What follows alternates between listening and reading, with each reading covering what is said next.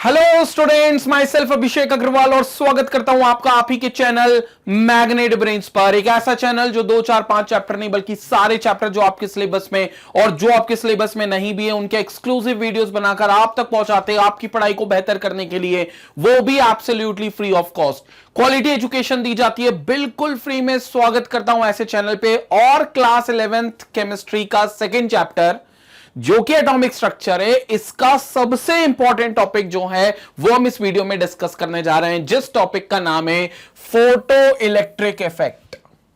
Photo electric effect भाई साहब, ये इतना इंपॉर्टेंट और इतना यूजफुल इफेक्ट है, मतलब इसके कई एप्लीकेशंस आप आज तक देखते हो। आज तक आप फोटो इलेक्ट्रिक इफेक्ट के एप्लीकेशंस मतलब आप यूज करते हो, कई जगह पर इसको अप्लाई किया जाता है। और एल्बर्ट आइंस्टीन साहब का ये एक क्रांतिकारी आविष्कार था। मतलब भाई साहब, इसने बहुत सारी चीजों के जवाब दे दिए। बहुत सारे इलेक्ट्रोमैग्नेटिक रेडिएशंस के ऊपर जो सवाल उठ रहे थे, उसके नेचर के ऊपर जो सवाल उठ रहे थे, उसको एक्सप्लेन किया। और उसमें सबसे बड़ा एक्सप्लेनेशन यह था कि जो इलेक्ट्रोमैग्नेटिक रेडिएशन से वो वेव के साथ साथ पार्टिकल नेचर भी रखती है। फोटो इलेक्ट्रिक इफेक्ट उसके पार्टिकल नेचर को सपोर्ट करता है, जो बोलता है कि इलेक्ट्रोमैग्नेटिक रेडिएशन के पास एक पार्टिकल के फॉर्म में एनर्जी है, एक पार्टिकल की तरह वो बिहेव करती है और वो इसी तरीके से फोटो इलेक्ट्रिक एमिशंस दिखा सकती है। क्या है फोटो इलेक्ट्रिक इफेक्ट, समझते हैं इसको। तो सबसे पहले फोटो इलेक्ट्रिक इफेक्ट की हम लोग जो बात कर रहे हैं उसको हम समझते हैं कि क्या एक्चुअली फोटो इलेक्ट्रिक इफेक्ट है। तो सबसे पहले the phenomenon of the ejection of the electrons, वो फेनोमेना जिसमें इलेक्ट्रॉन्स इजेक्ट होते हैं, मतलब बाहर निकलते, कहां से और कैसे, सुनते हैं। From the surface of a metal, यानी कि किसी भी मेटल के सरफेस से। तो आपको बताए, देखो पहले तो चीज समझो, मेटल क्यों, कोई और मटेरियल की बात इतने क्यों नहीं करी, क्योंकि कोई भी सब्सटेंस जो आसानी से इलेक्ट्रॉन निकाल सके, हम उसी में से इलेक्ट्रॉन के इजेक्शन की बात करेंगे। और आपको पता है वो कौन सा सब्सटेंस है जो आसानी से इलेक्ट्रॉन निकाल सकता है? मेटल। क्योंकि मेटल तो चाहता ही है कि अपने अंदर से इलेक्ट्रॉन को रिलीज करे, और इलेक्ट्रॉन को रिलीज करने के बाद ही वो अपने ऊपर इलेक्ट्रोपॉजिटिव कैरेक्टर लाएगा, तो इसलिए वो मेटल कहलाएगा। तो ये फिनोमेना क्या है? इलेक्ट्रॉन का इजेक्शन करना। कहां से? मेटल के सरफेस से। कब करना? ध्यान से सुने। When a beam of light of sufficient high energy falls on it is known as the photo electric effect. जब एक सफिशिएंट हाई एनर्जी की कोई रेडिएशन उस पर इंसिडेंट की जाए, कोई बीम ऑफ लाइट उस पर फेंकी जाए। अब देखो, जब वो बीम ऑफ लाइट बोलते हैं ना, तो लाइट बोलेंगे जब भी, तो आपके दिमाग में एक ही घंटी बजनी चाहिए, वो है इलेक्ट्रोमैग्नेटिक रेडिएशन की। मतलब आपके दिमाग में एक ही बात आनी चाहिए, लाइट बोली मतलब इलेक्ट्रोमैग्नेटिक रेडिएशन की बात कर रहे हैं। और वो कह रहे हैं जब भी इलेक्ट्रोमैग्नेटिक रेडिएशन को स्ट्राइक कराओगे, एक पर्टिकुलरली सफिशिएंट हाई एनर्जी होनी चाहिए। ऐसा नहीं कि कोई भी इलेक्ट्रोमैग्नेटिक रेडिएशन को आपने इंसिडेंट करा दिया। अब वो सफिशिएंट एनर्जी कितनी होनी चाहिए डिटेल में बात करेंगे, लेकिन एक अच्छी खासी एनर्जी उनके पास होनी चाहिए। और उसको जैसे ही आपने फेंका मेटल के सरफेस पर, तो मेटल के सरफेस से इलेक्ट्रॉन निकल गया बाहर। इस कंसेप्ट को कहते हैं फोटो इलेक्ट्रिक इफेक्ट, जो कुछ इस तरीके से होता है। ये देखो आप, ये आपके इलेक्ट्रोमैग्नेटिक रेडिएशंस आ रही है, ये मेटल का सरफेस है। ये आपकी इलेक्ट्रोमैग्नेटिक रेडिएशंस आती जा रही है, आती जा रही है, आती जा रही है। ये मेटल का सरफेस है और ये इसके सरफेस पर मौजूद इलेक्ट्रॉन्स है। देखो, हम सरफेस की बात क्यों कर रहे हैं? क्योंकि सरफेस ही एक्सपोज करेगा इलेक्ट्रोमैग्नेटिक रेडिएशंस को। मतलब जो रेडिएशंस आएंगी वो पहले किसको मिलेगी? सरफेस को मिलेगी। तो इंटरनल पार्ट, जो मेटल के क्रिस्टल के अंदर के जो इलेक्ट्रॉन्स होंगे, हम उनकी बात नहीं कर सकते, क्योंकि वो बहुत अंदर है। और जो ईएमआर तुम भेज रहे हो, इलेक्ट्रोमैग्नेटिक रेडिएशन तुम भेज रहे हो, वो उस मेटल के सरफेस पर पहले एक्सपोज होगी। तो जितने भी इलेक्ट्रॉन सरफेस पर है, तुम ये देखो यहां से निकलते हुए जा रहे हैं, ये देखो यहां से निकलते हुए जा रहे हैं। ये कंसेप्ट जिसमें इलेक्ट्रोमैग्नेटिक रेडिएशन को स्ट्राइक किया जा रहा है मेटल पे, तो मेटल के सरफेस से इलेक्ट्रॉन निकल रहे हैं, इस कंसेप्ट को सिंपल शब्दों में बोला जाता है फोटो इलेक्ट्रिक इफेक्ट। और जो इलेक्ट्रॉन्स निकलते हैं उनको फोटो इलेक्ट्रॉन्स बोला जाता है। क्या बोला जाता है उनको?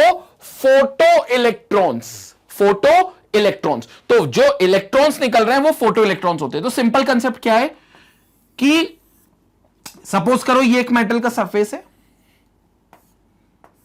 ये एक मेटल का सरफेस है, ये एक मेटल का सरफेस है।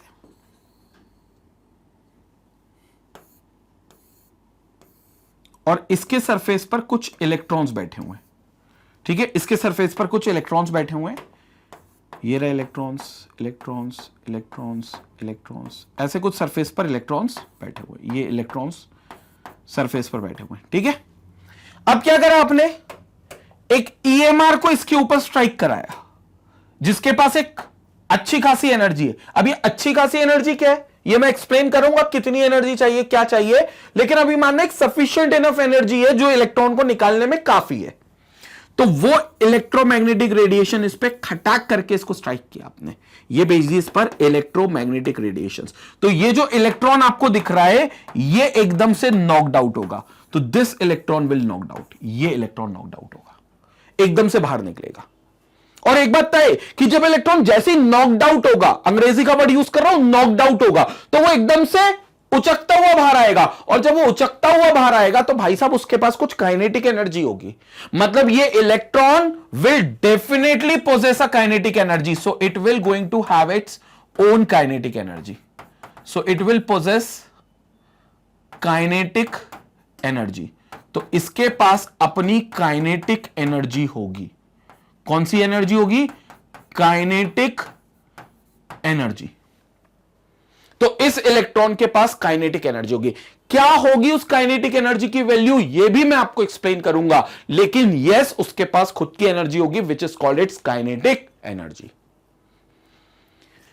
तो क्या फंडा रहा कि भैया एक ईएमआर आई, एक पर्टिकुलर एनर्जी की आई, उस एनर्जी की वजह से जैसी वो मेटल के सरफेस पे, this is a metal surface, मैं लिख देता हूं, this is a metal surface, जैसे ही मेटल सरफेस पर इंसिडेंट करेगी तो उसके सरफेस पर मौजूद इलेक्ट्रॉन्स तुरंत नॉकड आउट हो जाएंगे उस एनर्जी के स्ट्राइक होने से, और इस कंसेप्ट को हम बोल देंगे फोटो इलेक्ट्रिक इफेक्ट, और जो इलेक्ट्रॉन निकल रहा है उसको बोल देंगे फोटो इलेक्ट्रॉन।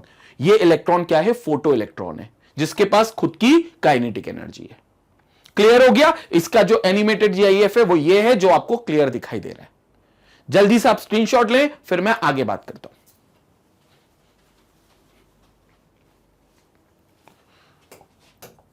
तो स्टूडेंट क्या हुआ, when the electrons of a metal surface, Albert Einstein आपकी फोटो है यहां पे, क्योंकि इन्हीं ने बनाया, इन्हीं की रचना है photo electric effect. So when the electrons of a metal surface are exposed to the electromagnetic radiation of a certain minimum frequency जिसको आप n नॉट बोल सकते हो या फिर आप न्यू नॉट बोल सकते हो, मैं न्यू नॉट बोलूंगा, ठीक है, the electrons are ejected। अब देखो क्या होता है कि जब भी कोई भी इलेक्ट्रोमैग्नेटिक रेडिएशन आप इंसिडेंट करोगे तो जरूरी नहीं है कि उसमें इलेक्ट्रॉन निकल कर ही आई जाए, क्योंकि हर इलेक्ट्रोमैग्नेटिक रेडिएशन के पास वो पर्याप्त एनर्जी नहीं है जो उस इलेक्ट्रॉन को उस मेटल सरफेस से बाहर निकाल ले। अब आप बोलोगे सर इलेक्ट्रॉन को मेटल सरफेस से बाहर निकालने के लिए एनर्जी चाहिए ही क्यों, पहले मेरी बात समझो। अगर आप बात करो मेटल सरफेस की और इलेक्ट्रॉन की, तो एक बात तो तय है कि जो मेटल सरफेस है उस पर एटम ही होंगे मेटल के, ऐसा तो नहीं कि कुछ और होगा, उसके बाद मेटल के एटम ही होंगे, और मेटल के एटम होंगे तो मेटल का प्रोटॉन भी होगा जिसके ऊपर इलेक्ट्रॉन चिपका होगा, मतलब प्रोटॉन होगा यानी कि न्यूक्लियस, और वहां कहीं इलेक्ट्रॉन होगा। तो ऐसे बहुत जगह पर मौजूद होंगे मेटल सरफेस पे। तो जब मैं इलेक्ट्रॉन बनाता हूं ना, तो मैं बनाता तो सिर्फ इलेक्ट्रॉन हूं, लेकिन इसका मतलब यह कि ये इलेक्ट्रॉन जो है दे आर बाइंडेड और they are bounded, sorry, with the nucleus, they are bounded with the nucleus. और ये न्यूक्लियस इनको छोड़ता नहीं आसानी से। क्यों? क्योंकि न्यूक्लियस बोलता है भाई साहब मैं पॉजिटिव चार्ज हूं और इलेक्ट्रॉन के ऊपर नेगेटिव चार्ज है, मैं हूं पॉजिटिव चार्ज और इलेक्ट्रॉन है नेगेटिव चार्ज, तो हमारे बीच में जो अट्रैक्शन है वो बहुत अच्छा है। मतलब there is an attraction between this proton and this electron, there is an attraction, और उस अट्रैक्शन की वजह से ये इलेक्ट्रॉन मेटल के सरफेस पर होल्ड है, रुके हुए वहां पर, और मेटल का सरफेस इनको आसानी से रिलीज नहीं होने दे रहा, क्योंकि वो प्रोटॉन से बाउंडेड है, प्रोटॉन उनको पकड़ कर रखा है, प्रोटॉन बोले तो न्यूक्लियस। अब हमें क्या चाहिए, हमें कम से कम वो एनर्जी चाहिए जो एनर्जी इस अट्रैक्शन को तोड़कर इलेक्ट्रॉन को फ्री कर सके। हमें वो एनर्जी चाहिए जो एनर्जी इस अट्रैक्शन को ओवरकम कर सके, डोमिनेट कर सके, और ये एनर्जी, ये जो अट्रैक्शन है, ये टूट जाए। क्योंकि जैसे ये अट्रैक्शन टूट गया, इलेक्ट्रॉन फ्री हो गया और उचकता हुआ बाहर आ जाएगा। तो आपको एक मिनिमम एनर्जी तो चाहिए ही चाहिए जो उस अट्रैक्शन को तोड़े, और वो मिनिमम एनर्जी एक ऐसी ईएमआर के पास होगी जिसके पास वो मिनिमम फ्रीक्वेंसी होगी। क्योंकि देखो बच्चों, जब भी मैं एनर्जी बोलूंगा, मतलब मेरा मतलब ईएमआर की एक पर्टिकुलर फ्रीक्वेंसी से होगा। जब भी मैं एनर्जी बोलूंगा, मेरा मतलब किसी ईएमआर की एक पर्टिकुलर फ्रीक्वेंसी से होगा। क्योंकि मुझे मालूम है, जब भी ईएमआर की फ्रीक्वेंसी चेंज करूंगा तो उसके एनर्जी चेंज होगी। हमने ईएमआर को इलेक्ट्रोमैग्नेटिक स्पेक्ट्रम में बहुत तरीके की ईएमआर देखी थी, सबको हमने एक particular pattern, increasing order of energy यानी कि इंक्रीजिंग ऑर्डर ऑफ फ्रीक्वेंसी में अरेंज किया था, अगर आपको याद हो तो। वही order decreasing order of wavelength भी था, लेकिन हम कहते हैं कि एनर्जी और फ्रीक्वेंसी दोनों डायरेक्टली प्रोपोर्शनल है। तो अगर आप फ्रीक्वेंसी बढ़ाओगे तो जाहिर सी बात है एनर्जी बढ़ेगी। हालांकि इसका जो फॉर्मूला आएगा एनर्जी और फ्रीक्वेंसी का, वो प्लैंक्स इक्वेशन में आएगा, लेकिन मैं फॉर्मूला फिर से एक बार आपको बता देता हूं। It will be equal to h nu naught. H is nothing but it's a Planck's constant, और कांस्टेंट है तो आप कांस्टेंट हटा दोगे तो प्रोपोर्शनलिटी का साइन वापस ले आओगे, और प्रोपोर्शनलिटी का साइन वापस आएगा तो आपको पता चलेगा कि जो एनर्जी है वो फ्रीक्वेंसी से डायरेक्टली प्रोपोर्शनल है। मतलब अगर किसी ईएमआर की ज्यादा फ्रीक्वेंसी है, मतलब उसके अंदर ज्यादा एनर्जी पाई जाती है। तो आपको एक पर्टिकुलर फ्रीक्वेंसी वाली ईएमआर तो चाहिए जो क्या कर सके, जो इसको, इस फोर्स ऑफ अट्रैक्शन जो न्यूक्लियस ने होल्ड कर रखा है, जिस फोर्स से इलेक्ट्रॉन को, उस अट्रैक्शन को तोड़ दे और इलेक्ट्रॉन को फ्री कर दे ताकि इलेक्ट्रॉन भाग सके। बस आपको वो मिनिमम फ्रीक्वेंसी तो चाहिए ही चाहिए, क्योंकि उसी मिनिमम फ्रीक्वेंसी के करस्पॉन्डिंग एक मिनिमम एनर्जी उस ईएमआर के पास होगी जो उस फोर्स ऑफ अट्रैक्शन को वो ओवरकम कर सकेगी, जिसकी मदद से वो उस फोर्स ऑफ अट्रैक्शन को ओवरकम कर सकेगी। तो उसको वो मिनिमम एनर्जी मिल जाएगी उस मिनिमम फ्रीक्वेंसी के दम पे। उस मिनिमम फ्रीक्वेंसी को बोला जाता है threshold frequency. So that minimum energy is called threshold frequency, और minimum frequency is called, sorry, threshold frequency. So that minimum frequency, जिसको मैं न्यू नॉट से डिनोट करूंगा, will be called as threshold frequency. Threshold frequency, और इसको हम nu naught से denote करेंगे। न्यू तो फ्रीक्वेंसी होता है, नॉट इसलिए क्योंकि ये बताने के लिए कि वो भैया मिनिमम फ्रीक्वेंसी है, थ्रेशोल्ड फ्रीक्वेंसी है। और जब तक ये फ्रीक्वेंसी नहीं दोगे तब तक न्यूक्लियस इलेक्ट्रॉन को छोड़ेगा नहीं, न्यूक्लियस इलेक्ट्रॉन को जकड़ के रखेगा, और जब तक न्यूक्लियस इलेक्ट्रॉन को जकड़ के रखेगा तब तक इलेक्ट्रॉन सरफेस से बाहर नॉकड आउट नहीं होगा। इसका मतलब तब तक फोटो इलेक्ट्रिक इफेक्ट नहीं आएगा, और तब तक आपका फोटो इलेक्ट्रॉन्स नॉकड आउट नहीं होंगे। तो ये फ्रीक्वेंसी तो आपको देना ही पड़ेगा। This is called the minimum frequency, और we call it as a threshold frequency. Clear हो गया बच्चों? तो वो मिनिमम फ्रीक्वेंसी आपको देना है। हां, अगर कोई उसके करस्पॉन्डिंग एनर्जी आपसे पूछे कि भैया कितनी एनर्जी होगी इस फ्रीक्वेंसी के करस्पॉन्डिंग, तो मैं वो भी बता देता हूं। इस फ्रीक्वेंसी के करस्पॉन्डिंग जो एनर्जी होगी, that will be E is equal to h nu naught. क्या? E is equal to h nu naught, क्योंकि आप प्लैंक्स कांस्टेंट का मल्टीप्लाई कर दो उस फ्रीक्वेंसी से तो आपको वो एनर्जी आएगी। और इसको E ना बोलते हुए मैं E नॉट बोल देता हूं, यह बताने के लिए कि it is correspond to a threshold frequency. This energy is correspond to a threshold frequency, and therefore this energy is called threshold energy. तो फिर ये एनर्जी क्या हो जाएगी? थ्रेशोल्ड एनर्जी हो जाएगी। Threshold energy, this is called threshold energy. तो अगर आपके पास फॉर्मूला आ रहा है E इक्वल टू, अगर आपके पास फॉर्मूला आ रहा है E is equal to, E naught is equal to h nu naught, तो इसका मतलब this is a threshold energy and nu naught is the threshold frequency. H is the Planck's constant. Planck's constant की value क्या है? 6.626 into 10⁻⁻34 joule second. But अभी हमें इसकी value का कोई काम नहीं है। प्लैंक्स इक्वेशन जब हम डिराइव करेंगे तो ये इक्वेशन मैं आपको एक और बार समझाऊंगा। हालांकि इसमें कुछ समझाने लायक अब बचा नहीं है, सारी चीज मैं समझा चुका हूं, बट स्टिल इसको हम एक प्रॉपर टॉपिक में देखेंगे।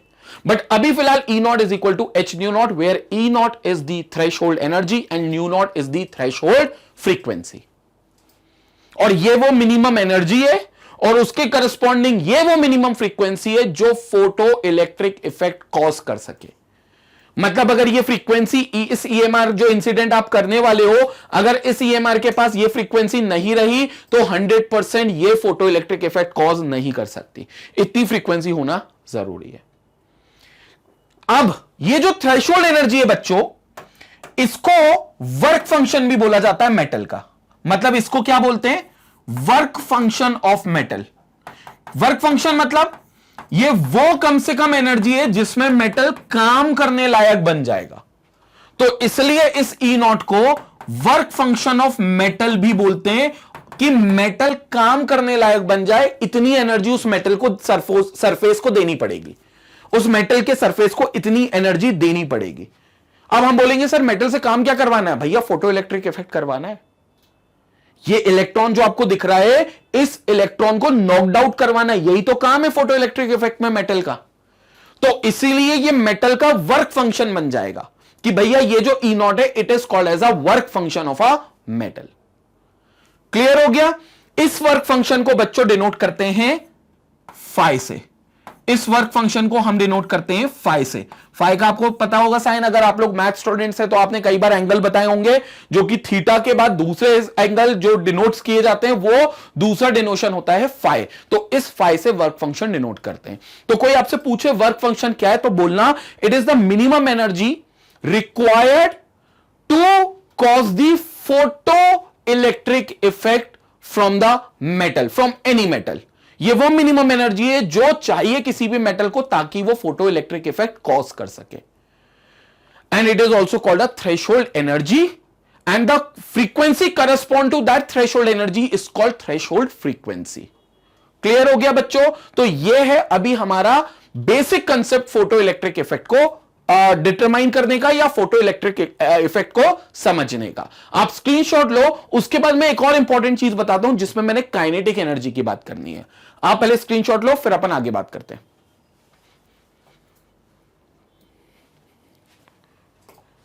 अब स्टूडेंट कई बार सवाल आता है कि सर एक हम पर्टिकुलर फ्रीक्वेंसी की ईएमआर ले आए और वो जो फ्रीक्वेंसी है वो हम आपको वादा करते हैं कि वो थ्रेशोल्ड फ्रीक्वेंसी से ज्यादा होगी, लेकिन सर अब आप हमको बताओ कि वो जो इलेक्ट्रॉन उचकता हुआ बाहर निकलेगा उस इलेक्ट्रॉन की काइनेटिक एनर्जी क्या होगी। मतलब हम जानना चाहते हैं काइनेटिक एनर्जी क्या होगी। ठीक है, कोई बात नहीं, मैं बता देता हूं। मतलब तुम मुझको कह रहे हो कि सर एक मेटल का सरफेस हमने ले लिया, this is the metal surface, और इस मेटल सरफेस पर हमने कुछ इलेक्ट्रॉन्स रखे हुए थे। दीज वर द इलेक्ट्रॉन्स जो इसके सरफेस पर मौजूद थे, और हमने इन्हीं किसी इलेक्ट्रॉन को एक पर्टिकुलर इलेक्ट्रोमैग्नेटिक रेडिएशन दी। तो हमने ये ईएमआर दी। मैंने कहा इसकी फ्रीक्वेंसी पता है? बोले सर न्यू नॉट से ज्यादा है। मैंने कहा नहीं, अच्छी बात है, न्यू नॉट से ज्यादा है तो ये जो न्यू नॉट है यहां पर उससे ज्यादा अच्छी बात है, लेकिन कितनी है फ्रीक्वेंसी, कुछ बता सकते हो? तो तुमने कहा सर फ्रीक्वेंसी इसकी न्यू है। कितनी फ्रीक्वेंसी है इसकी? फ्रीक्वेंसी न्यू है। एंड ऑब्वियसली न्यू जो होगा वो न्यू नॉट से ज्यादा होगा। Frequency is new. और ये लिख भी देते हैं कि जो न्यू होगा, जो इस पर इंसिडेंट हो रहा है, वो न्यू नॉट से ज्यादा होगा, मतलब जितनी मिनिमम चाहिए उससे ज्यादा होगा।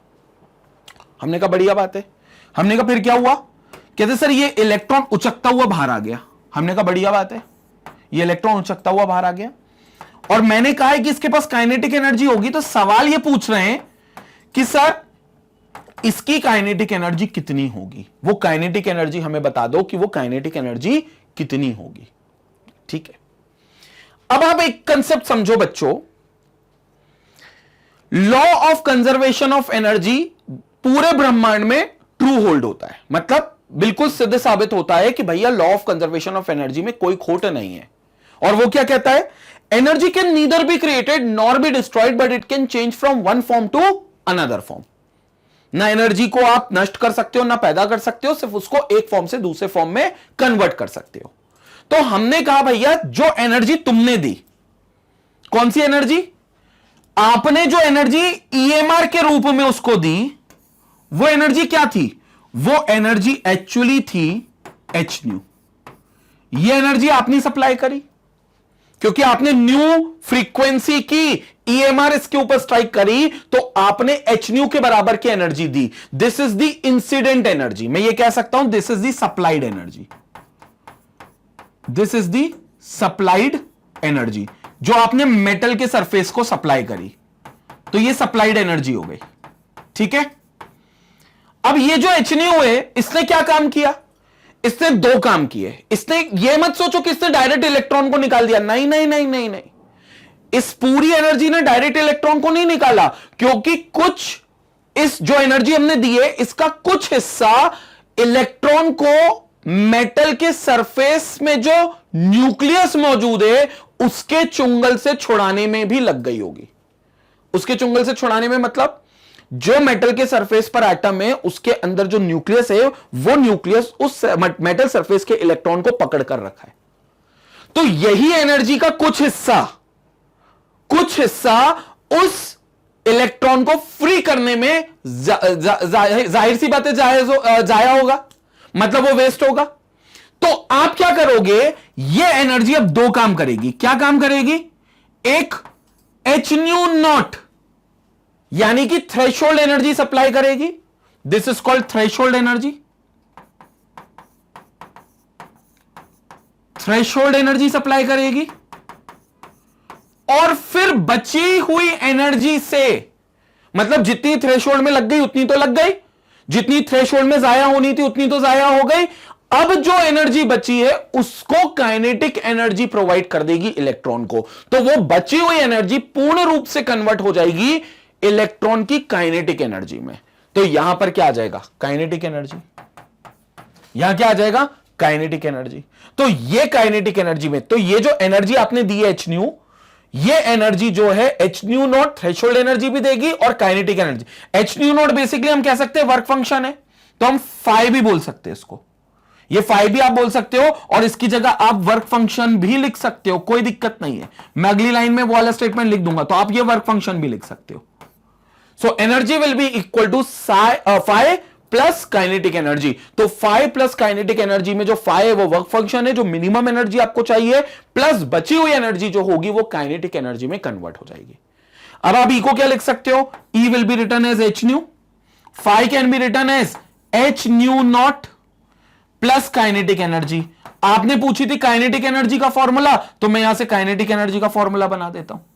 यहां देखेंगे काइनेटिक एनर्जी, तो यहां से अगर आप देख लो, kinetic energy will be equal to h nu, ये यहां चला जाएगा तो it will become h nu naught. So it will be minus of h nu naught, then kinetic energy will be equal to h nu minus h nu not.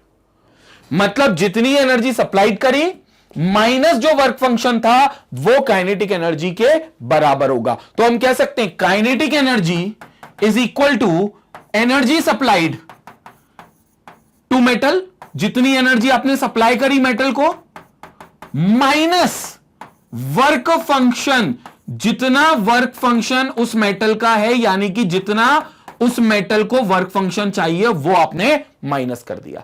यह हो गई आपकी kinetic energy का formula. Energy supplied H new थी minus work function, क्योंकि उतनी energy आपने जाया कर दी। किसमें खर्च कर दी? मेटल के जो न्यूक्लियस है और जो इलेक्ट्रॉन है उसके बीच के फोर्स ऑफ अट्रैक्शन को तोड़ने के लिए, इलेक्ट्रॉन को मेटल एटम के न्यूक्लियस के चुंगल से छुड़ाने के लिए, ताकि वो इलेक्ट्रॉन फ्री हो जाए और मेटल से बाहर निकल जाए। तो उसमें जाया कर दी, वो एनर्जी आपको माइनस करनी होगी। फिर जो एनर्जी बच गई वो पूर्ण रूप से किसमें कन्वर्ट होगी? इलेक्ट्रॉन की काइनेटिक एनर्जी में, तो वो काइनेटिक एनर्जी में कन्वर्ट हो गई। अब आप इसको लिख सकते हो काइनेटिक एनर्जी का फॉर्मूला बनाकर। तो काइनेटिक एनर्जी का फॉर्मूला क्या होता है भैया? काइनेटिक एनर्जी का फॉर्मूला होता है हाफ एम, किसका मास होगा? इलेक्ट्रॉन का मास होगा, क्योंकि काइनेटिक एनर्जी किसकी है? इलेक्ट्रॉन की है। तो इलेक्ट्रॉन के मास के लिए मैंने एम ई लिख दिया, जो बहुत ही कम होगा लेकिन होगा तो सही, इंटू वी ई का स्क्वायर, क्योंकि काइनेटिक एनर्जी का फॉर्मूला क्या होता है? Half m v square. तो यहां m किसका होगा? मास इलेक्ट्रॉन का। v यानी कि वेलोसिटी किसकी होगी? वो भी इलेक्ट्रॉन की होगी। तो हाफ एम ई इलेक्ट्रॉन का मास इंटू वीई इलेक्ट्रॉन की वेलोसिटी का square, v square will be equal to energy supplied कितनी है? एच न्यू है और वर्क फंक्शन कितना है? एच न्यू नॉट है। आप चाहो तो यहां से एच को कॉमन निकाल सकते हो, दोनों से एच कॉमन अगर निकल गया तो it will become new minus new not. आप ये भी लिख सकते हो। और यहां से आप बाकी सब वैल्यू को उधर ले जाकर, कई बार होता है इलेक्ट्रॉन की वेलोसिटी पूछेंगे तो यहां से इलेक्ट्रॉन की आप वेलोसिटी भी निकाल सकते हो। सिंपल वेलोसिटी का फॉर्मूला है, बाकी सारी चीजें उधर चली जाएंगी। और ये आपका फॉर्मूला बन गया काइनेटिक एनर्जी का, which is nothing but H into new minus new not bracket में। तो ये या फिर H nu minus h nu naught. तो ये काइनेटिक एनर्जी होगी, वो वैल्यू होगी जिस काइनेटिक एनर्जी से ये इलेक्ट्रॉन नॉकड आउट हो रहा है।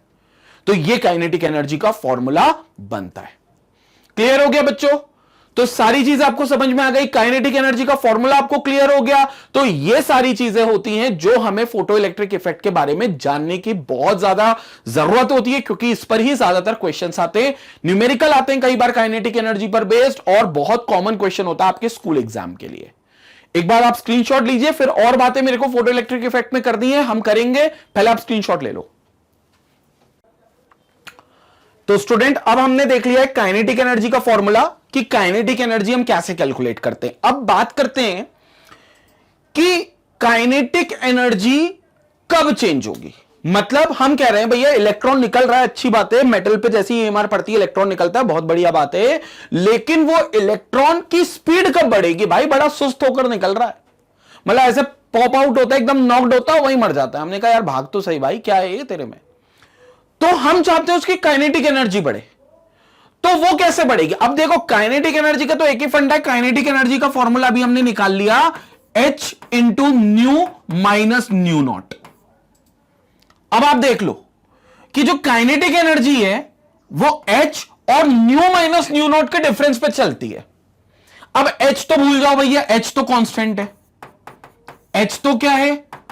कांस्टेंट है। तो इसको तो हटा दो। तो अब इसको हटाओगे कांस्टेंट को, तो प्रोपोर्शनलिटी का साइन वापस आएगा, क्योंकि जब प्रोपोर्शनलिटी को हटाते थे तो कांस्टेंट आ जाता था, अब कांस्टेंट को हटाएंगे तो प्रोपोर्शनलिटी वापस आ जाएगी। तो प्रोपोर्शनलिटी का साइन वापस आएगा, तो प्रोपोर्शनलिटी बोलेगी मैं न्यू माइनस न्यू नॉट के डिफरेंस पर डायरेक्टली प्रोपोर्शनल हूं। मतलब जो फ्रीक्वेंसी आप सप्लाई कर रहे हो मेटल सरफेस को, मतलब ईएमआर के रूप में, उसमें से उसकी थ्रेशोल्ड फ्रीक्वेंसी मेटल की माइनस कर लो, तो फिर वो काइनेटिक एनर्जी के ऊपर निर्भर करे, मतलब काइनेटिक एनर्जी उनके डिफरेंस पे निर्भर करेगी। अब किसी भी मेटल के लिए थ्रेशोल्ड फ्रीक्वेंसी भी तो कांस्टेंट होगी, मतलब इसकी वैल्यू तो फिक्स है। तो अब इन दोनों के बीच का अंतर कब बढ़ेगा? इन दोनों के बीच का डिफरेंस कब बढ़ेगा? इन दोनों के बीच का डिफरेंस तब बढ़ेगा जब फ्रीक्वेंसी जो आप सप्लाई कर रहे हो ईएमआर के रूप में, उसकी वैल्यू बढ़ेगी। मतलब जो मेटल सरफेस पर आप ईएमआर दे मार रहे हो, वो ईएमआर जो आप मेटल सरफेस पे मार रहे हो, आपको उसकी फ्रीक्वेंसी बढ़ानी पड़ेगी अगर आप चाहते हो निकलने वाले इलेक्ट्रॉन की काइनेटिक एनर्जी बढ़े। तो मतलब निकलने वाले इलेक्ट्रॉन की काइनेटिक एनर्जी आपने जो ईएमआर सप्लाई करी है उसकी फ्रीक्वेंसी पर निर्भर करता है। उसकी फ्रीक्वेंसी कितनी ज्यादा है? ज्यादा फ्रीक्वेंसी है तो ज्यादा तेज इलेक्ट्रॉन निकलेगा, इलेक्ट्रॉन की स्पीड बढ़ी हुई निकलेगी। और ज्यादा फ्रीक्वेंसी की आपने ईएमआर यूज करी है, मतलब और ज्यादा काइनेटिक एनर्जी उस इलेक्ट्रॉन के पास होगी, मतलब वो और तेज भागकर निकलेगा। काइनेटिक एनर्जी मतलब उसकी वेलोसिटी से लेना देना है, क्योंकि half m v square kinetic energy का फॉर्मूला है, मतलब उतनी उसकी वेलोसिटी ज्यादा होगी। सो अल्टीमेटली इसके डिफरेंस पे निर्भर करता है, and this is the new, जिस पर वो अल्टीमेटली डिपेंड करेगा, क्योंकि जो न्यू नॉट है वो तो कांस्टेंट होगा उस मेटल का। मेटल टू मेटल वेरी कर सकता है, लेकिन एक मेटल के लिए तो उसका न्यू नॉट कांस्टेंट ही होगा, उसको मिनिमम फ्रीक्वेंसी जो चाहिए वो तो फिक्स होगी। तो फिर आप जो सप्लाई कर रहे हो वही तो माइनस होकर काइनेटिक एनर्जी में कन्वर्ट होगी। तो आप जो एनर्जी सप्लाई कर रहे हो, क्योंकि वही अल्टीमेटली काइनेटिक एनर्जी में कन्वर्ट होगी, तो आप जितनी ज्यादा एनर्जी सप्लाई करेंगे मेटल सरफेस को फोटो इलेक्ट्रिक इफेक्ट के लिए, उतनी ज्यादा उसकी काइनेटिक एनर्जी होगी। क्लियर हो गया? स्क्रीनशॉट ले, फिर आगे और कुछ बात करते हैं।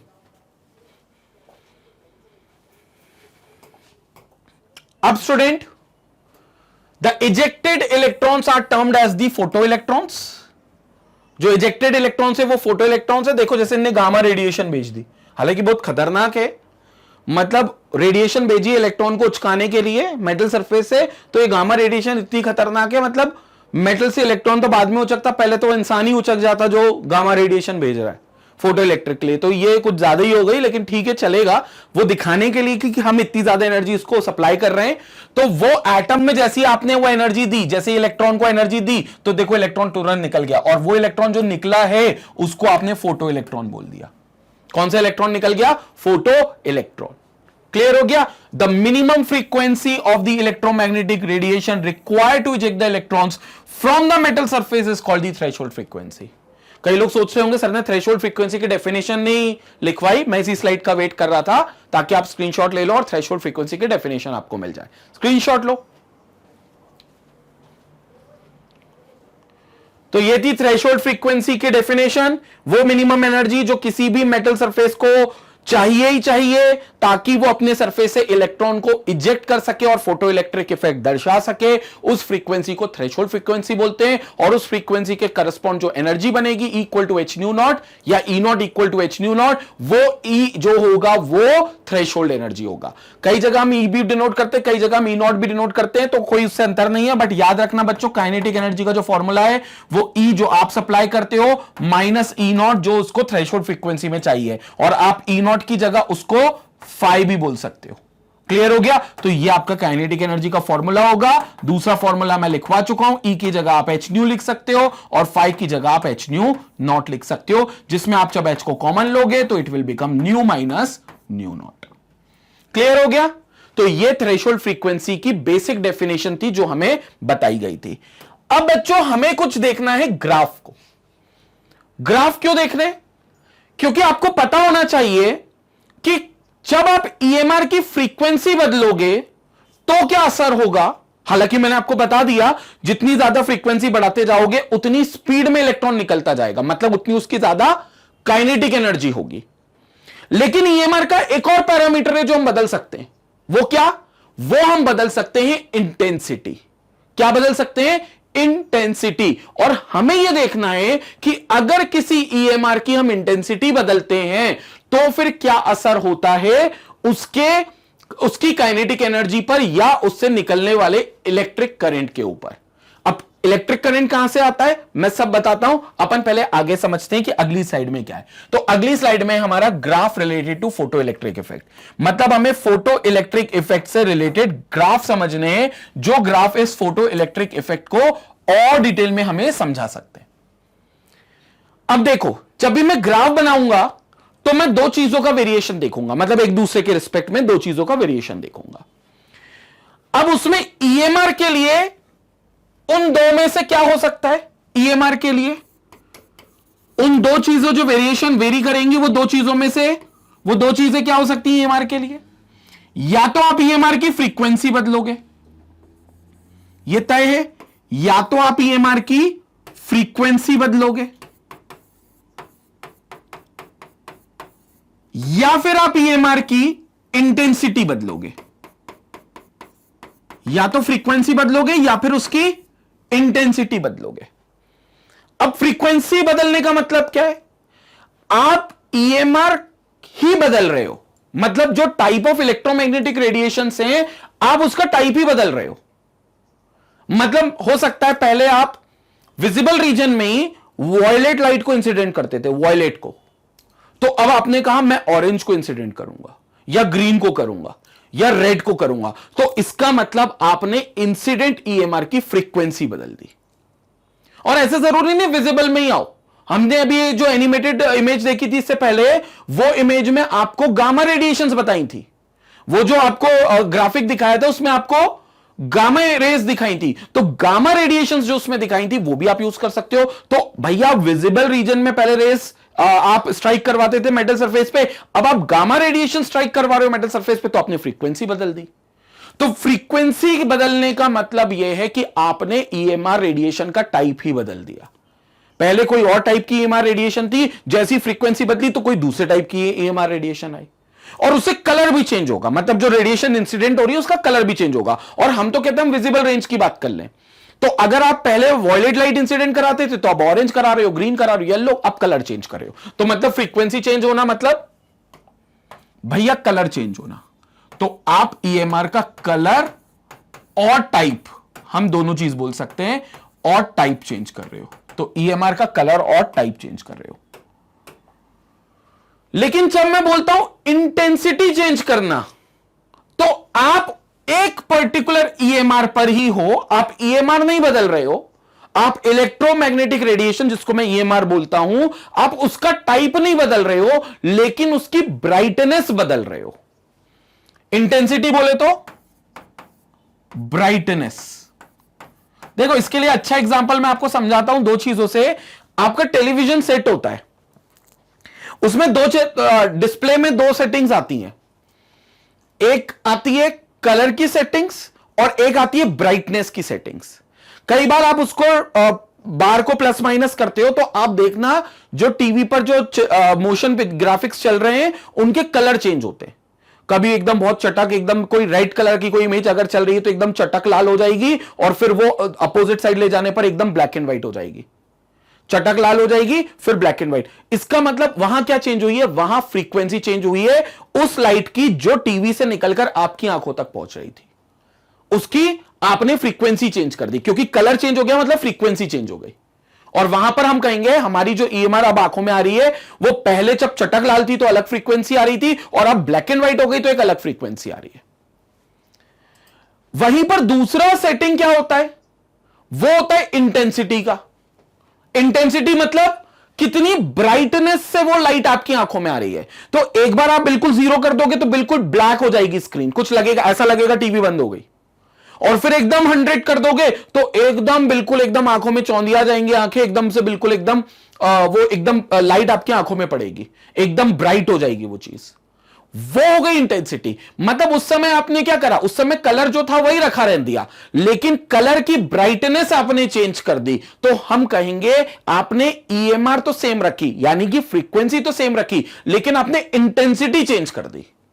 तो उस समय मैं कहूंगा आपने इंटेंसिटी चेंज कर दी। तो भैया दो चीजें होती हैं, या तो आप ईएमआर की फ्रीक्वेंसी चेंज करोगे या आप इंटेंसिटी चेंज करोगे। और अब इन बदलाव के साथ फोटो इलेक्ट्रिक इफेक्ट में जो फैक्टर्स हो सकते हैं आप उनके बदलाव पढ़ोगे। इन बदलाव के साथ आप उन चीजों के बदलाव पढ़ोगे जो पैरामीटर्स फोटो इलेक्ट्रिक इफेक्ट के साथ आते हैं। जैसे पहला फैक्टर है इलेक्ट्रॉन काइनेटिक एनर्जी, मतलब काइनेटिक एनर्जी। तो देखो काइनेटिक एनर्जी का फ्रीक्वेंसी से लेना देना है, ये मैंने अभी एक्सप्लेन किया था। क्यों? क्योंकि मैंने अभी आपको बताया था एनर्जी जो है वो डायरेक्टली प्रोपोर्शनल है न्यू माइनस न्यू नॉट के अंतर पे। तो भाई साहब न्यू नॉट तो चाहिए, और न्यू नॉट जैसे ही मिल गया वैसे ही जो न्यू होगा, न्यू जो जैसे ही न्यू नॉट को क्रॉस कर लेगा, लिमिट क्रॉस कर लेगा, तो वैसे ही उसके अंदर की जो काइनेटिक एनर्जी है, इलेक्ट्रॉन जो निकलेगा वो बढ़ती जाएगी। तो देखो शुरुआत में तो हम जो रेडिएशन देंगे वो कम न्यू नॉट की देंगे, मतलब कम फ्रीक्वेंसी की देंगे। जैसे ही लेकिन हमारी दी गई फ्रीक्वेंसी मेटल की चाहत वाली फ्रीक्वेंसी के बराबर आ जाएगी, उस पॉइंट पर फोटो इलेक्ट्रिक इफेक्ट होना शुरू हो जाएगा। उससे पहले कोई फोटो इलेक्ट्रिक इफेक्ट नहीं होगा, मतलब उससे पहले इलेक्ट्रॉन के पास कोई काइनेटिक एनर्जी भी नहीं होगी। तो देखो यहां से यहां तक आपने जो दी वो फ्रीक्वेंसी सप्लाई करी थी जो न्यू नॉट से कम थी। मतलब यहां से यहां तक जो फ्रीक्वेंसी थी, एक्चुअली यहां से लेकर यहां तक जो फ्रीक्वेंसी थी जो आपने सप्लाई की थी वो न्यू थी, लेकिन वो न्यू नॉट से कम थी। और न्यू नॉट से कम थी तो इस समय कोई भी काइनेटिक एनर्जी इलेक्ट्रॉन में नहीं पैदा हुई। क्यों नहीं हुई? क्योंकि भैया इलेक्ट्रॉन निकला ही नहीं बाहर। इलेक्ट्रॉन क्यों नहीं निकला बाहर? क्योंकि इलेक्ट्रॉन को वो मिनिमम फ्रीक्वेंसी या मेटल सरफेस को वो मिनिमम फ्रीक्वेंसी के बराबर की एनर्जी मिली नहीं जो उसको चाहिए। उसको कितनी एनर्जी चाहिए? न्यू नॉट के करस्पॉन्डिंग वाली एनर्जी चाहिए। जो एनर्जी न्यू नॉट फ्रीक्वेंसी के करस्पॉन्डिंग में आ रही हो वो एनर्जी चाहिए, यानी कि equal to h nu naught चाहिए भैया। और अभी आप वो फ्रीक्वेंसी वाली ईएमआर फेंक रहे हो जो न्यू नॉट से कम है। तो इस समय आप देखोगे कोई काइनेटिक एनर्जी नहीं है, पट्टी बिल्कुल जीरो पे चल रही है। लेकिन जैसे ही एनर्जी कहां पहुंच गई, जैसे ही एनर्जी कहां पहुंच गई, न्यू नॉट टच कर गई, यानी कि जैसी फ्रीक्वेंसी बोलना चाहिए, जैसी फ्रीक्वेंसी न्यू नॉट पहुंच गई तो वहां से इलेक्ट्रॉन निकलना चालू हो गया। और अब जैसे ही फ्रीक्वेंसी बढ़ती जाएगी, ये लाइट फ्रीक्वेंसी चल रही है यहां पर, तो जैसी फ्रीक्वेंसी बढ़ती जाएगी वैसे ही काइनेटिक एनर्जी भी बढ़ती जाएगी। तो इसका मतलब kinetic energy is directly proportional to supplied frequency और the supplied energy of the EMR. जो एनर्जी आप सप्लाई कर रहे हो मेटल सरफेस पे, उस पे डायरेक्टली प्रोपोर्शनल है काइनेटिक एनर्जी। जितनी ज्यादा फ्रीक्वेंसी वाली ईएमआर सप्लाई करोगे, मतलब उतनी ज्यादा एनर्जी वाली ईएमआर सप्लाई कर रहे हो, और फिर आपको इलेक्ट्रॉन की उतनी ज्यादा काइनेटिक एनर्जी मिलेगी। तो ये काइनेटिक एनर्जी बढ़ती जा रही है। लेकिन कब? जब फ्रीक्वेंसी थ्रेशोल्ड फ्रीक्वेंसी तक पहुंच जाए उसके बाद। जब तक नहीं पहुंची कोई काइनेटिक एनर्जी नहीं। तो इतना स्पेस ब्लैंक था, मतलब जीरो थी काइनेटिक एनर्जी। क्लियर हो गया? तो ये पहला ग्राफ था। अभी हमको 4 ग्राफ टोटल, मतलब 3 और डिस्कस करने इसके बाद, जिसमें ये पहला ग्राफ था जिसमें काइनेटिक एनर्जी का रोल देख रहे हो आप लाइट की फ्रीक्वेंसी के साथ। क्लियर हो गया? So this was the variation of kinetic energy with versus light frequency. Clear हो गया? तो ये चीज हमने यहां पर समझ लिया। आप स्क्रीनशॉट लो, फिर मैं दूसरे ग्राफ पर आता हूं।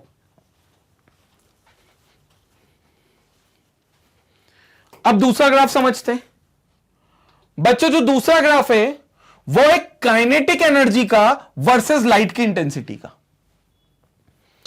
आपने फ्रीक्वेंसी चेंज नहीं करी,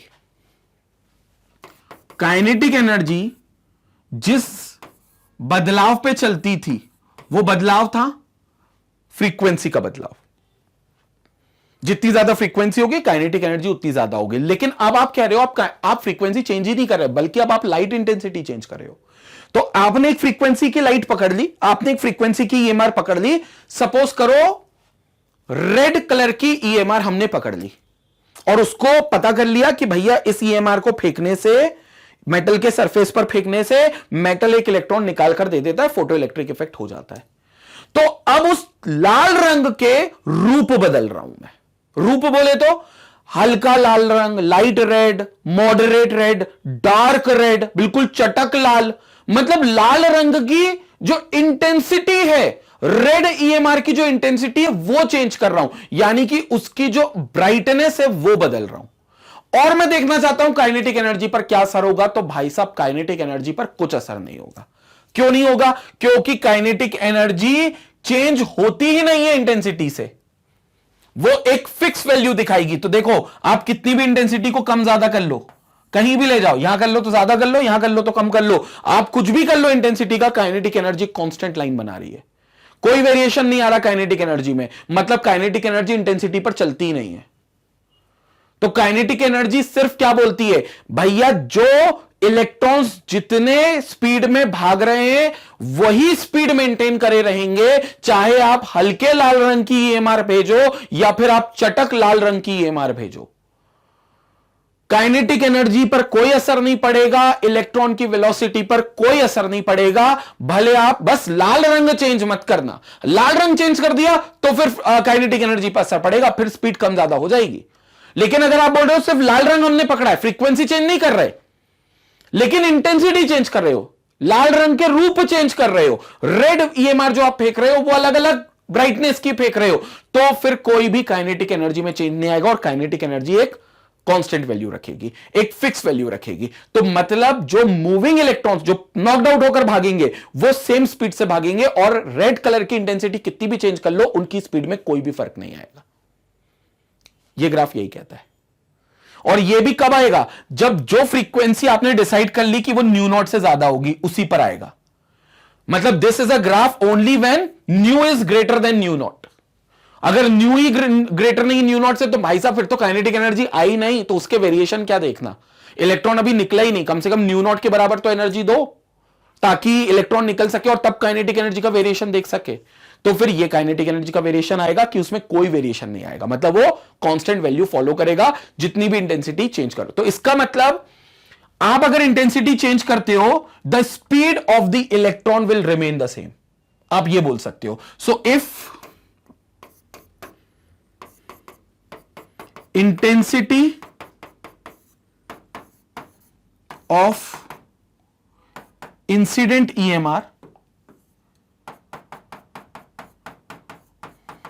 of incident EMR gets changed, then there will be no effect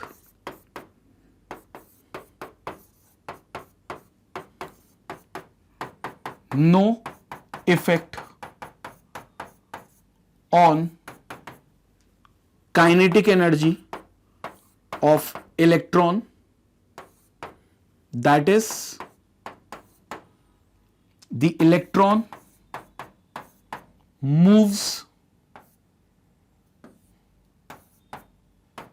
with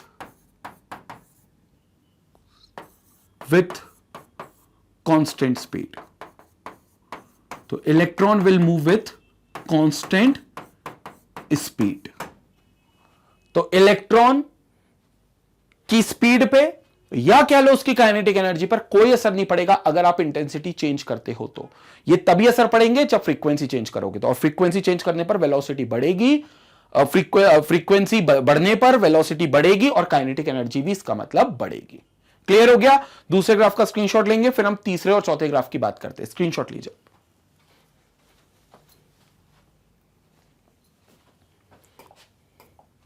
अब आते हैं स्टूडेंट तीसरे ग्राफ को समझने के लिए, जो current, electron current versus light frequency का है।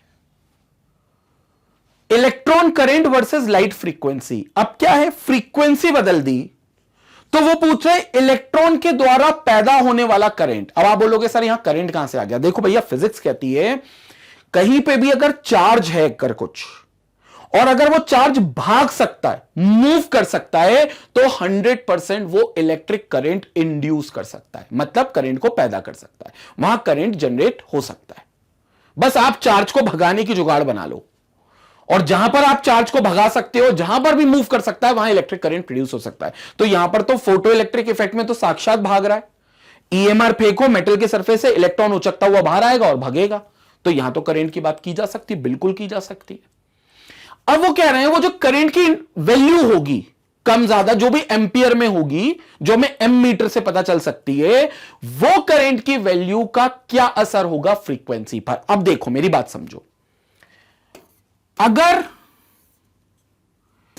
अगर मेटल ने डिसाइड कर लिया कि वो एक पर्टिकुलर फ्रीक्वेंसी की ईएमआर के इंसिडेंट होते ही पर्टिकुलर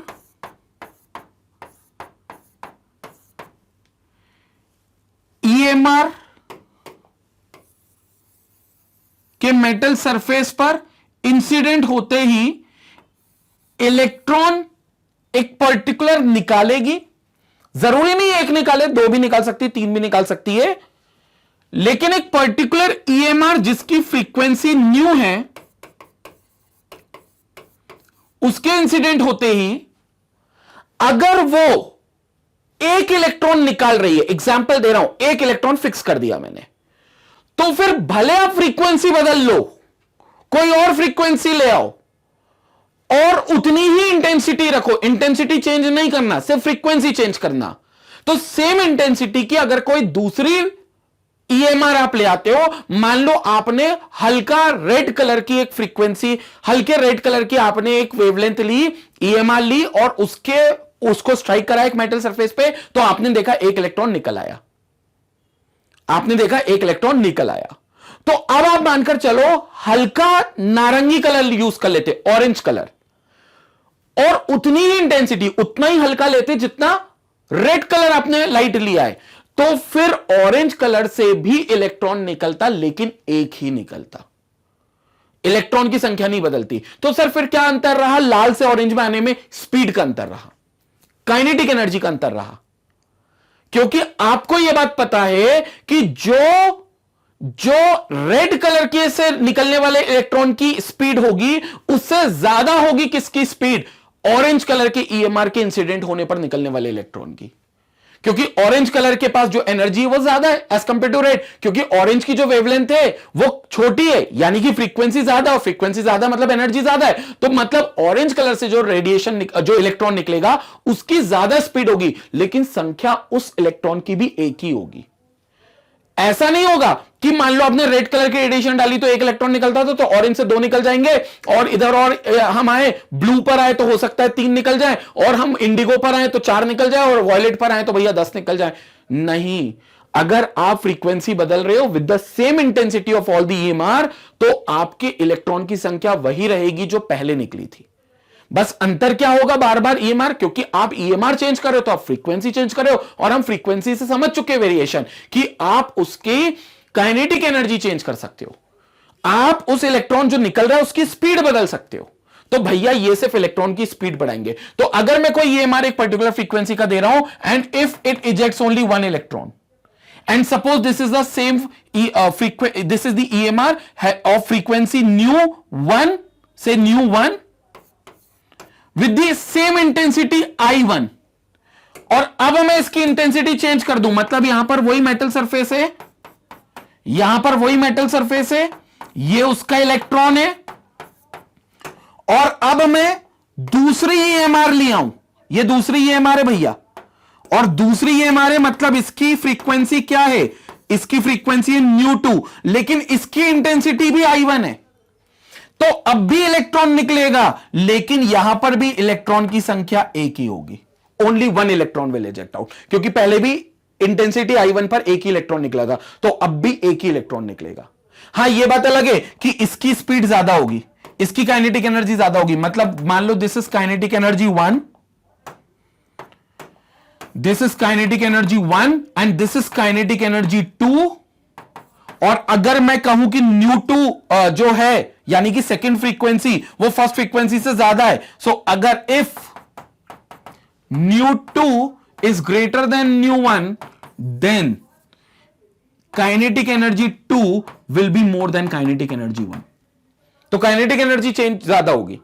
लेकिन हम यहां काइनेटिक एनर्जी का वेरिएशन देख नहीं रहे, हम तो देख रहे हैं इलेक्ट्रॉन करंट का, मतलब इलेक्ट्रॉन के द्वारा पैदा होने वाले करंट का, और यह करंट बोलता है कि जितने ज्यादा चार्ज फ्लो हो जाएंगे उतना ज्यादा मेरी वैल्यू आएगी। करंट ऐसा बोलता है, मतलब करंट बोलता है जितने ज्यादा इलेक्ट्रॉन्स फ्लो हो जाएंगे या जितने ज्यादा इलेक्ट्रॉन्स नॉकड आउट हो जाएंगे उतनी ज्यादा मेरी वैल्यू होगी।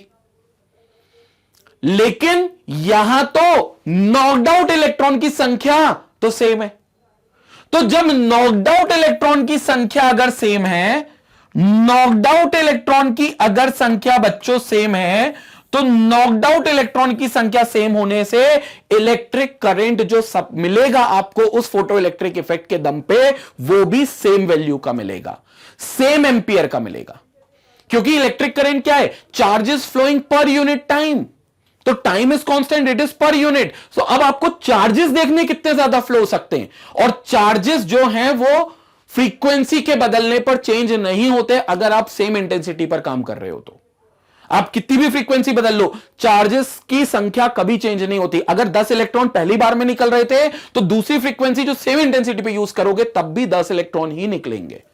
तो चार्जेस पहले भी 10 निकल रहे थे, चार्जेस अब भी 10 निकल रहे हैं। अंतर क्या है, पहले 10 इलेक्ट्रॉन हो सकता है धीरे निकल रहे हो, बाद के 10 इलेक्ट्रॉन तेजी से निकल रहे हो, लेकिन निकलेंगे 10 ही, निकलेंगे 10 इलेक्ट्रॉन ही, और इसलिए इलेक्ट्रिक करंट पर कोई असर नहीं पड़ेगा, क्योंकि इलेक्ट्रिक करंट तब बढ़ता जब चार्जेस बढ़ते, और चार्जेस कब बढ़ते, जब इलेक्ट्रॉन की संख्या बढ़ती, जो कि फ्रीक्वेंसी के बदलने पर तो नहीं बढ़ेगी। फ्रीक्वेंसी के बदलने पर सिर्फ उस इलेक्ट्रॉन की संख्या सेम रहेगी, लेकिन उसकी स्पीड बढ़ेगी, संख्या नहीं बढ़ेगी। और इसलिए इलेक्ट्रिक करंट आपको एक स्ट्रेट लाइन दे रहा है, यह बिल्कुल स्ट्रेट लाइन दे रहा है इलेक्ट्रॉन करंट, मतलब कोई वेरिएशन नहीं दिखा रहा। तो इलेक्ट्रॉन करंट में कोई चेंजेस, कोई वेरिएशन नहीं मिलेगा। क्यों नहीं मिलेगा, क्योंकि आप फ्रीक्वेंसी के रिस्पेक्ट में उसको देख रहे हो, और फ्रीक्वेंसी के रिस्पेक्ट में इलेक्ट्रिक करंट चेंज नहीं होता, क्योंकि निकलने वाले इलेक्ट्रॉन की संख्या सेम है। और करंट तभी चेंज होता है जब चार्जेस ज्यादा निकलते हैं, और चार्जेस ज्यादा मतलब इलेक्ट्रॉन ज्यादा निकलते हैं, लेकिन सेम निकल रहे तो कोई चेंजेस नहीं। समझ में आया बच्चों, क्लियर हो गया? स्क्रीनशॉट लेंगे, फिर हम आखिरी ग्राफ को समझते हैं कि आखिरी ग्राफ क्या कहता है। स्क्रीनशॉट लीजिए आप। तो ये था स्टूडेंट कि फ्रीक्वेंसी के साथ इलेक्ट्रॉन करंट पर क्या असर पड़ता है। तो मैं आपको बता दूं, फ्रीक्वेंसी के साथ इलेक्ट्रॉन करंट पे कोई असर नहीं पड़ता, क्योंकि सेम इंटेंसिटी के अगर आप अलग अलग फ्रीक्वेंसी की ईएमआर यूज करोगे तो निकलने वाले इलेक्ट्रॉन्स, नॉकड आउट इलेक्ट्रॉन्स जो रहेंगे उनकी संख्या सेम रहेगी। बस अंतर यह रहेगा वो इलेक्ट्रॉन अलग अलग स्पीड से निकलेंगे, लेकिन निकलने की संख्या सेम है। और करंट कहता है जब तक इलेक्ट्रॉन के चार्जेस संख्या नहीं बढ़ेगी, यानी कि चार्जेस, नंबर ऑफ चार्जेस नहीं बढ़ेंगे, तब तक करंट नहीं बढ़ेगा। तो इसलिए यहां पर करंट में कोई चेंज नहीं मिलता, इसलिए आपको सीधा लाइन, सीधा ग्राफ दिखता है। अब स्टूडेंट आगे बात करते हैं फोर्थ ग्राफ की, जिसमें इलेक्ट्रॉन करंट को हम देख रहे हैं लाइट इंटेंसिटी के साथ। अब हम कह रहे हैं हमने फ्रीक्वेंसी नहीं बदली, फ्रीक्वेंसी सेम रखी है। रेड कलर की एमआर से फोटो इलेक्ट्रिक इफेक्ट हो रहा है, हमने रेड कलर की लाइट रखी है, लेकिन रेड कलर की लाइट के अलग अलग शेड्स देख रहे हैं। लाइट रेड से स्टार्ट कर रहे हैं और डार्क एकदम चटक लाल की तरफ जा रहे हैं, एकदम डार्केस्ट रेड की तरफ जा रहे हैं, और देख रहे हैं कि अब क्या होगा। तो बच्चों एक चीज कंफर्म है कि अगर आप एक मेटल सरफेस लेते हो और उस मेटल सरफेस पर इलेक्ट्रॉन्स जो हैं उनको अगर देखोगे, जो आपको पता है एक पर्टिकुलर फ्रीक्वेंसी पर निकल सकते हैं, और वो फ्रीक्वेंसी आपने इंसिडेंट भी करा दी, वो फ्रीक्वेंसी की ईएमआर आपने इंसिडेंट भी करा दी।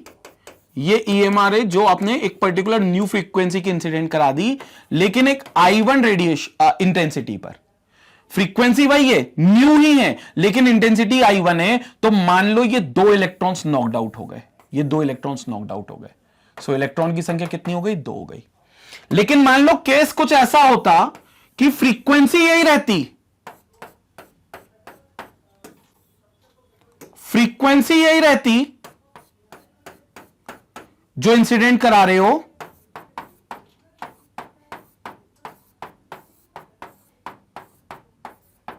फ्रीक्वेंसी यही रहती, कौन सी? न्यू।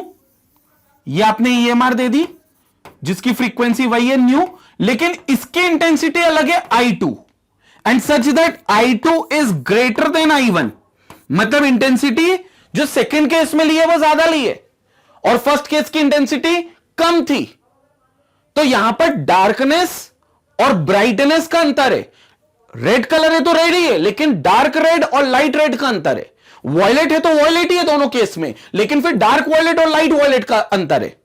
तो अगर आप इंटेंसिटी लेते हो तो फिर सेकेंड केस में क्योंकि इंटेंसिटी ज्यादा है, तो सेकेंड केस में जो इलेक्ट्रॉन्स नॉकड आउट होंगे वो ज्यादा होंगे। मान लो इस बार जो इलेक्ट्रॉन नॉकड आउट हो रहे हैं वो 4 हो रहे हैं, तो इस बार इलेक्ट्रॉन की संख्या बढ़ जाएगी। तो इलेक्ट्रॉन की संख्या बढ़ जाएगी क्योंकि, और सारे इलेक्ट्रॉन की स्पीड सेम रहेगी।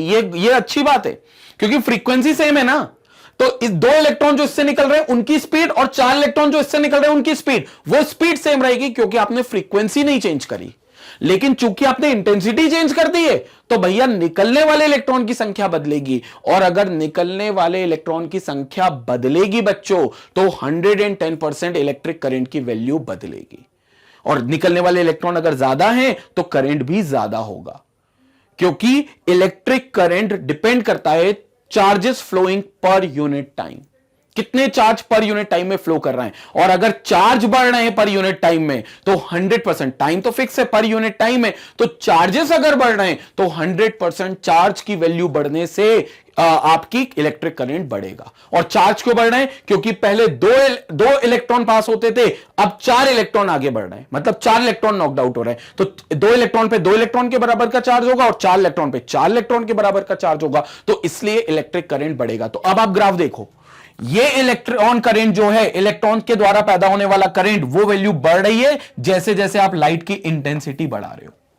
और कम करोगे तो कम होगी, बढ़ाओगे तो बढ़ेगी। लेकिन याद रखना, इसके लिए वो कम से कम वो फ्रीक्वेंसी चाहिए जो न्यू नॉट से ज्यादा हो, थ्रेशोल्ड फ्रीक्वेंसी। क्योंकि ये सारे ग्राफ जो बनेंगे जहां फ्रीक्वेंसी नहीं आती, वो ये ग्राफ मानकर बनेंगे कि फोटो इलेक्ट्रिक इफेक्ट हो रहा है। और फोटो इलेक्ट्रिक इफेक्ट हो रहा है, यह बात कब पता चलेगी? जब आपके द्वारा सप्लाइड की गई ईएमआर की फ्रीक्वेंसी थ्रेशोल्ड फ्रीक्वेंसी से ज्यादा होगी। थ्रेशोल्ड फ्रीक्वेंसी न्यू नॉट है, उससे ज्यादा है न्यू, यानी कि हमारी द्वारा सप्लाइड की गई ईएमआर की फ्रीक्वेंसी। तो जो इलेक्ट्रॉन करंट होगा उसकी वैल्यू बढ़ेगी जैसे जैसे आप इंटेंसिटी बढ़ाओगे। इंटेंसिटी कम करोगे तो इलेक्ट्रॉन करंट की वैल्यू कम भी होगी। क्लियर हो गया बच्चों? तो ये था हमारा फोर्थ और अंतिम ग्राफ। आप जल्दी से इसका स्क्रीनशॉट लें ताकि मैं आपका वीडियो कंक्लूड कर सकूं।